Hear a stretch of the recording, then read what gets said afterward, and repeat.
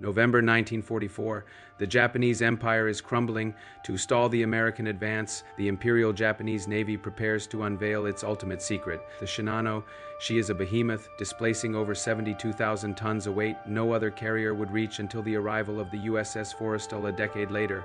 But the Shinano isn't just a ship. She is a desperate compromise.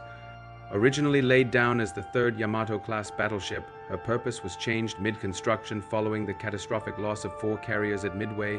She was to be a floating airfield, an armored sanctuary that could survive anything the Americans threw at her. Yet her story is one of the shortest in naval history.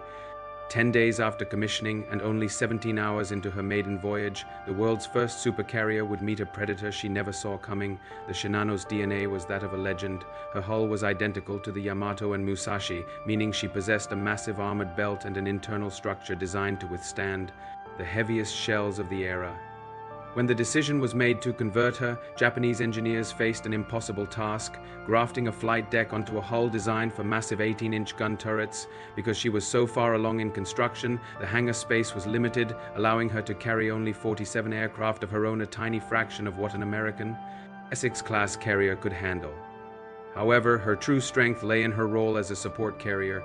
She was packed with fuel, ammunition, and spare parts to resupply other fleet carriers while they remained in combat. She was essentially a heavily armored 800-foot-long logistics hub. By late 1944, American B-29 bombers were beginning to target the Yokosuka Naval Arsenal. Fearing the Shinano would be destroyed in her dry dock, High Command ordered her to sail for Kure to finish her fitting out. This was a fatal mistake. The ship was not ready. Hundreds of civilian workers were still on board. Many of her internal watertight doors were not yet installed, and the plumbing for her pumps was incomplete. Most importantly, her crew was green. Many had never been to sea before. Captain Toshio Abe, a veteran commander, protested the move, but he was overruled. Under the cover of darkness on November 28th, the Shinano slipped out of Tokyo Bay, escorted by 3 destroyers. She was a giant, but she was a giant with a glass jaw. Lurking in the waters near Tokyo Bay was the USS Archerfish, a Balao-class submarine commanded by Joseph Enright. Enright was on a redemption mission, having previously requested relief from command after a failed patrol. Around 8:40 p.m., the Archerfish's radar picked up a massive contact. Enright couldn't believe his eyes. The radar signature was so large he initially thought his equipment was malfunctioning. For 6.5 hours, the 1500-ton submarine stalked the 7000-ton carrier in a high-speed surface chase. Captain Abe, spotting the submarine on his own radar, assumed it was part of a larger wolf pack and began a series of frantic zigzag maneuvers. Ironically, these maneuvers brought the Shinano directly into the Archerfish's crosshairs. If you're liking the video, please remember to subscribe to Sword and Pen, where military might meets political power. We dive deep into the legends of the past and the technology of the future to bring you the stories that shaped our world. At 3:15 a.m. on November 29th, Enright fired a spread of 6 torpedoes. 4 of them slammed into the Shinano's starboard side.